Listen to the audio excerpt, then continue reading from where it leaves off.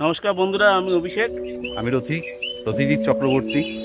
তো আজ আমরা এসেছি, আপনি কোথায় এসেছি আপনারা নিশ্চয়ই থাম্বনেইলে দেখতেই পেরেছেন, তবু একটু বলে দিই।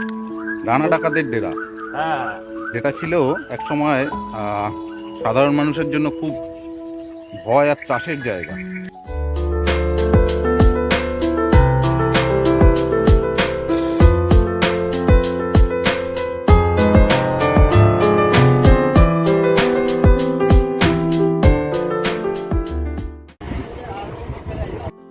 বহুদিন পর আবার আমরা বেরিয়ে পড়লাম কিছু অজানাকে দেখব এবং দেখাবো বলে।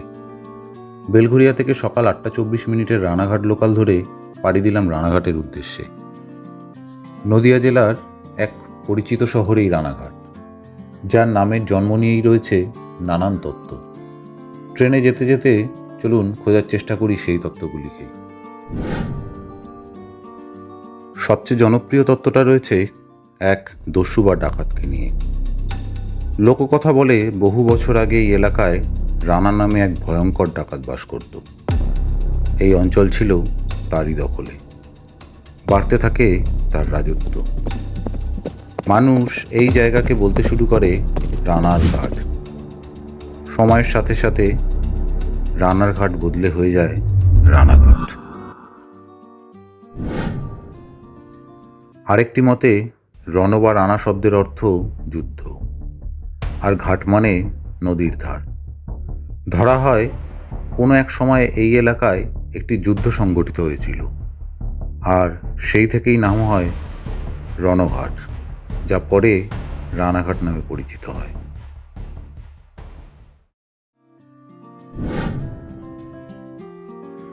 এই শহরটি মূলত নদীর ধারে অবস্থিত। পাশ দিয়ে বয়ে গেছে চূর্ণী নদী। তাই অনেকেই মনে করেন এখানে একটি গুরুত্বপূর্ণ ঘাট ছিল, যার নাম থেকেই ধীরে ধীরে রানাঘাট নামটি এসেছে। তাহলে কোনটা সত্যি, রানা ডাকাতের গল্প, যুদ্ধের ইতিহাস, নাকি নদীর ঘাটের গল্প? আপনাদের কি মনে হয়? যদি আরও অন্য কোনো থিওরি আপনার জানা থাকে, অবশ্যই কমেন্টে জানাবেন। আমরা আপনার কমেন্টের অপেক্ষায় থাকব। আপনারা ভিডিও তো দেখছেন, কিন্তু অনেকেই চ্যানেলটা সাবস্ক্রাইব করছেন না এখনও। রানাঘাট এবং আগামীতে সমস্ত ভিডিও নোটিফিকেশান সবার আগে পেতে রথিস ডায়েরিকে সাবস্ক্রাইব করে বেল আইকনে অল অপশানটা ক্লিক করে রাখুন।